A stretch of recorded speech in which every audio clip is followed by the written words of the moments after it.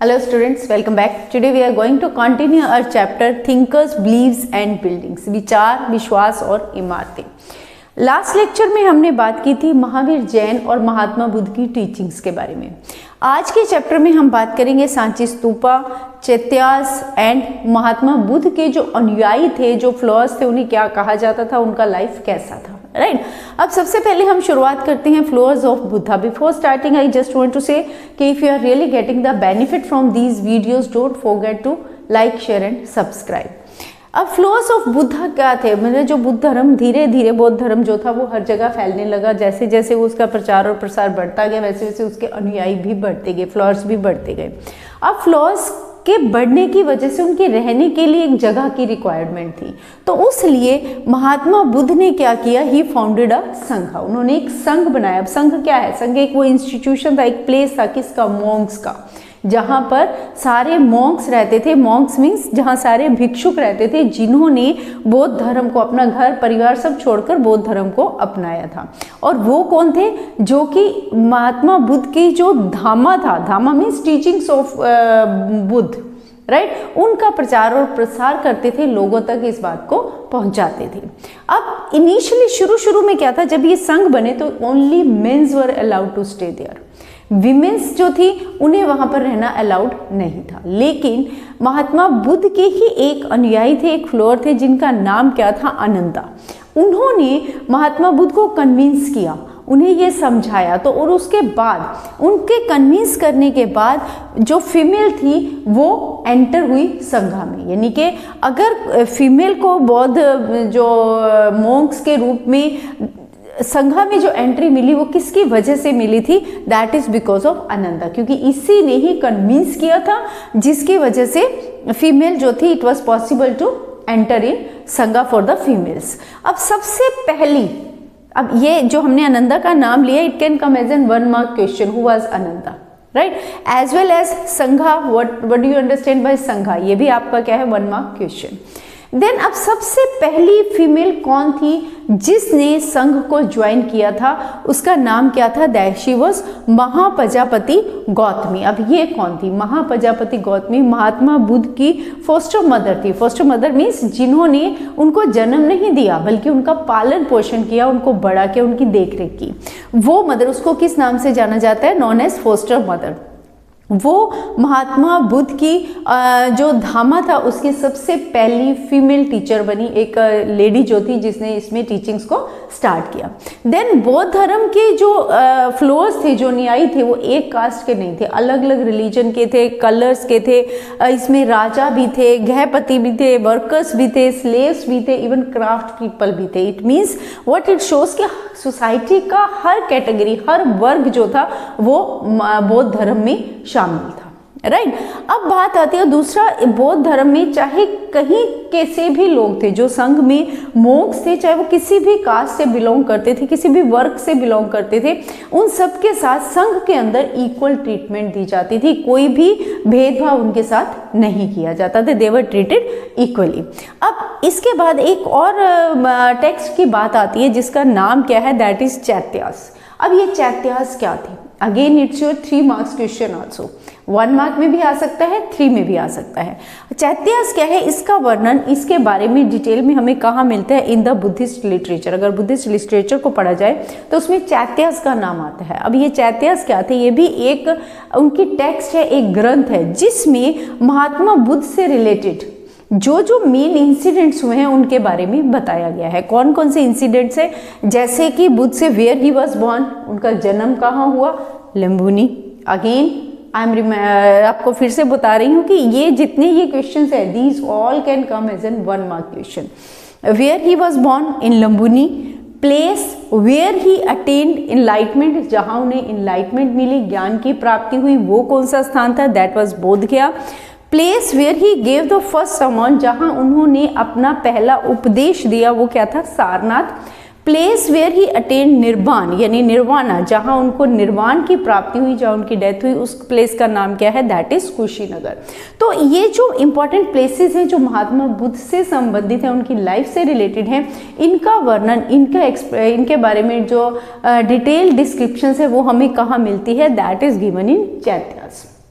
Right इसके बाद आ जाते हैं, हम बात करते हैं अब स्तूपास की। ये जो स्तूपास है, जितने भी सांची स्तूपा है या कोई और ब्रह्मोत्थ का स्तूपा है, तो ये सब क्यों बनाए गए? Why were stupas built? इनको क्यों बनाया गया? Again it's your 3 marks question, why stupas were built, right. अब ये स्तूपास क्या है? वैसे एक्चुअल में अगर इसका मीनिंग देखा जाए तो स्तूपा क्या है? प्लेसेस हैं, कुछ इंपॉर्टेंट प्लेसेस हैं जो क्या है, वर्क कंसिडर्ड स्केर्ड, जिनको कि पवित्र स्थान माना जाता है। इनको पवित्र क्यों माना जाता है? क्योंकि ये रिलेटेड किससे हैं? Because these things associated with the Buddha like his bodily remains और objects used by him were buried there. क्योंकि जहाँ भी स्तूप बने हुए हैं, वो स्तूप कहाँ पर बने हुए हैं? जहाँ पर महात्मा बुद्ध के बॉडी के रिमेन्स है, जो हम अस्थियाँ बोलते हैं, यानी उनको वहाँ पर लगाया गया है, या फिर उसके साथ साथ उनके द्वारा जो भी ऑब्जेक्ट्स वो यूज़ करते थे उनको वहाँ पर दबाया गया है। तो जहाँ भी उनके द्वारा यूज़ किए गए ऑब्जेक्ट्स दबाए गए हैं, या जहाँ उनकी अस्थियों को, जो उनकी बॉडली पार्ट्स है, उनको दबाया गया, उनके ऊपर क्या बना दिया गया? स्तूप। इसीलिए ये कहा जाता है कि ये सारे वो प्लेसेस हैं जो स्कैर्ड है, जो कि उनके लिए एक पवित्र स्थान है, राइट। अब ये जो स्तूपास हैं, these were mounds known as stupas. अब उन जहाँ दबाया गया ऊपर एक ढेर बना दिया गया लाइक दिस, जैसे यहाँ कोई भी चीज़ है उसको दबा कर रखा गया, उसके ऊपर मिट्टी का ढेर बन गया, this is like the mounds, right. एक ढेर की तरह हो गया। अब ये जो ढेर है, इस ढेर को क्या बोला गया? It is known as stupa. अब Buddhist tradition mention on a number of stupas containing relics. अब रिलाइक्स क्या होती है? अवशेष, वही जो मैंने अभी आपको बताया, बॉडली पार्ट्स। तो सारे स्तूपास जो है, मोस्ट ऑफ द स्तूपास उन्हीं प्लेसेस पर बने हुए हैं जहां पर महात्मा बुद्ध के अवशेष, जहां उनके बॉडी पार्ट्स को दबाया गया है। बुद्धिस्ट टेक्स्ट जो है उनको किस नाम से जाना जाता है?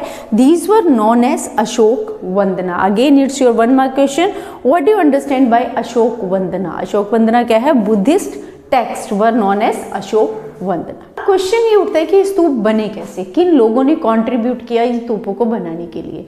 तो जो ये स्तूप्स की रेलिंग थी जो चारों तरफ, उन रेलिंग पर इंस्क्रिप्शंस लिखी हुई हैं। इंस्क्रिप्शंस क्या होती है? जो कुरेद कर किसी भी दीवार पर या पत्थर पर लिखा जाता है। तो उन इंस्क्रिप्शन से जो हमें इंफॉर्मेशंस मिली हैं, उनके आधार पर स्कॉलर्स ने ये पता लगाया कि ये जो स्तूपास थे, इनको बनाने में बहुत सारे लोगों ने डोनेशन दी। कौन कौन लोग थे जिन्होंने डोनेशन दी? उनमें मेनली आते हैं सातवाहन किंग और इसके अलावा अशोका, राजा अशोक। इसके साथ साथ जो गिल्ड्स थे, जो सहकारी समितियां थी या हाथी मजदूर थे, उन्होंने भी इन्हें बनाने में अपना कंट्रीब्यूशन दिया।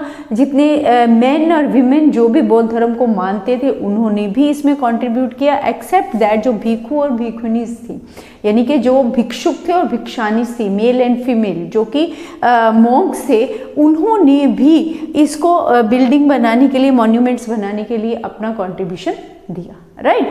अब नेक्स्ट हमारा जो कंसेप्ट है, that is regarding the structure of stupa. कि स्तूपा जो है, इसका स्ट्रक्चर कैसा है? इट इटसेल्फ 3 मार्क्स में, और mainly it comes in 8 mark question, ये आ सकता है। पहले आपका ये 6 मार्क्स का आता था, अब जो न्यू डिवीजन है उसके अकॉर्डिंग अब 6 मार्क्स के क्वेश्चन नहीं है, now it converted into 8 marks. अब ये स्तूप कैसे बना हुआ था? The stupa was originated as a semi circle mound of अर्थ।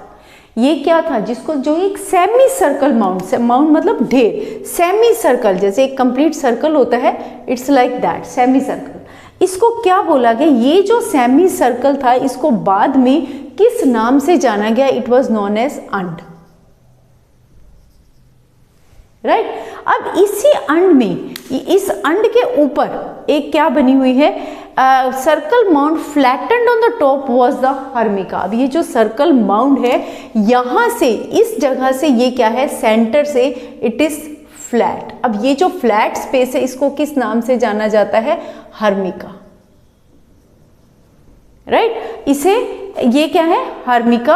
अब हर्मिका के ऊपर ये किस चीज का इंडिकेशन है? कि यहाँ पर ये जो हर्मिका है, ये इंडिकेट करता है कि यहाँ पर देवताओं का निवास है, अबॉर्ड ऑफ गॉड्स, यानी भगवान देवता जो है वो यहाँ पर बैठे हुए हैं, they are doing the meditation, right. अब इसी के साथ साथ ये जो हर्मिका है, इसी हर्मिका के ऊपर एक मस्ट है जिसको किस नाम से जाना जाता है? यष्टि। यष्टि क्या होती है, जैसे इस टाइप से ये पिलर से बने होते हैं, लाइक दिस स्ट्रेट, राइट। और इसी यष्टि के चारों तरफ क्या बनी हुई है, इस यष्टि के ऊपर फिर एक क्या बनी हुई है यहाँ पर, like umbrella like structure you can say. इस तरीके से मेरी ड्राइंग अच्छी नहीं है तो आप अंदाज़ा लगा लीजिए कि इस तरीके से एक अम्ब्रेला टाइप इसके ऊपर बना हुआ है। ये जो अम्ब्रेला है इसको क्या बोला जाता है, इट इज़ नोन एज छतरी, राइट। ये क्या है, स्ट्रक्चर ऑफ स्तूपा, यानी कि आपको क्या ध्यान रखना है, एक सर्कल है, सेमी सर्कल, जिसके ऊपर का बीच की जो जगह है वो क्या है, फ्लैट है। सेमी सर्कल को क्या बोला गया, अंड। जो फ्लैट सरफेस है उसको बोला गया है, सरफेस को बोला गया हार्मिका। और जो फ्लैट सरफेस है उसको क्या माना जाता है, उसको सिंबल माना जाता है कि वहाँ पर जो देवता हैं, जो गॉड्स है, उनका निवास है, वो लोग वहाँ रहते हैं। भगवान मतलब भगवान का निवास कह लीजिए आप, राइट। इसके ऊपर फिर लंबी स्टिक जैसे वॉल होती है, उस टाइप की का स्ट्रक्चर है, जिसको किस नाम से जाना जाता है, यष्टि। यष्टि के ऊपर फिर अम्ब्रेला है, यानी कि जैसे कोई देवता निवास कर रहा है, देवता वहाँ पर पढ़ रहा है, मेडिटेशन कर रहा है, और उसके ऊपर एक छाता बना हुआ है, कवर किया हुआ है जिससे, ठीक है। एंड देन अब बात आ जाती है कि जो पहले स्तूपास थे, जैसे the early stupa of Sanchi and Bharhut, ये शुरू में जो स्तूपास थे वो इस तरह से माउंट शेप में नहीं थे, ढेर के रूप में उठे हुए नहीं थे, वो क्या थे, प्लेन। उन प्लेन स्तूपास के चारों तरफ क्या होती थी, स्टोन की रेलिंग। स्टोन की रेलिंग कैसे, जैसे आजकल खेतों वगैरह में ये इस तरीके से बैम्बूज या वुडन से जो रेलिंग की जाती है, तो इन स्तूप्स के चारों तरफ भी क्या होती थी, रिजेंबल्स अ बैम्बू और wooden fence with 4 gateways on the cardinal points, चारों डायरेक्शंस में, north east west, north south east and west, चारों डायरेक्शंस में क्या बने होते थे, कार्डिनल पॉइंट्स पे एंट्रेंस गेट थे, चारों तरफ से उसमें एंटर किया जा सकता था। जो वर्शिपर्स थे, जो पूजा करने के लिए अंदर आते थे, use to enter through the eastern gate. कहाँ से एंटर होते थे, ईस्टर्न गेट से एंटर होकर स्तूप के जो माउंट थे उसके चारों ओर परिक्रमा लेते थे, right. Mount in a clockwise direction, एक क्लॉक की डायरेक्शन में वो उस जो माउंट था उसके चारों तरफ परिक्रमा करते थे, right. This is regarding the structure of stupa. अब बात आती है अमरावती की, कि अमरावती का जो स्तूप था या सांची का स्तूप था, इनकी डिस्कवरी कैसे हुई, कैसे मालूम पड़ा कि वहां पर स्तूप्स थे। तो इसके पीछे एक स्टोरी है कि अमरावती का जो स्तूप है वो बाय चांस मिला था, स्पेशली उसको डिस्कवर नहीं किया गया। हुआ क्या था कि 1796 में एक राजा था जो उस प्लेस पर जहां अमरावती का स्तूप है वहां पर टेंपल बनाना चाहता था। तो जब वो टेंपल बनाने वहां गया तो अचानक से अमरावती स्तूप के रिमेन्स जो नीचे दबे हुए थे उनसे वो उसकी क्या वो जो एक स्तूप की शेप में जो माउंट था वहां पर वो टकरा गया, उसकी ठोकर लगी। तो वहां पर उसे फिर उसके बाद जब उसको देखा गया तो वहां से क्या मिला, अमरावती स्तूपा के रिमेन्स, राइट।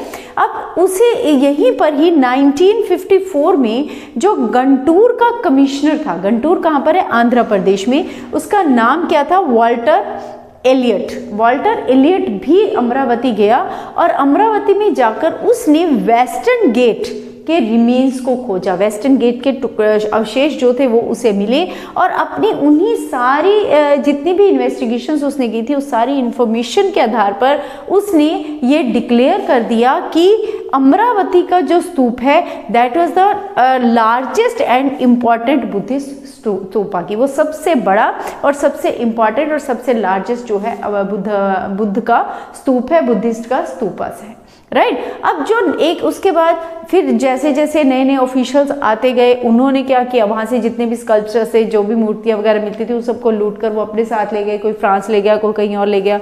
तो उनका ये कहना था कि वो ये स्कल्पचर इसलिए लूट मार मचा रहे हैं, इसीलिए लूट रहे हैं यहाँ से कि उनके जो पहले ऑफिसर्स थे उन्होंने भी ऐसा ही किया था। तो इस बात को लेकर आर्कियोलॉजिस्ट H.H. कोल ने ये कहा कि it was suicidal to allow the country to be looted of its ancient art work, कि अगर किसी भी कंट्री का एशियंट जो पुराना आर्ट वर्क है उसको लूटा जाता है, उसको वहां से अगर कोई लेकर जाता है तो एक तरह से उसके आर्ट वर्क का सुसाइड है, राइट। तो उन्होंने लोगों को, बाकी के जो ऑफिशियल्स उनको कन्विंस करने की कोशिश की कि यहाँ का आर्ट है इसको यहीं रहने देना चाहिए, यहाँ के स्कल्पचर्स हमें कहीं और नहीं लेकर जाने चाहिए, लेकिन वो अथॉरिटी को कन्विंस करने में कामयाब नहीं हो पाया। That's all for the today. In our next lecture we will discuss regarding the Sanchi stupa कि सांची स्तूप की डिस्कवरी कब हुई. Clear? Okay.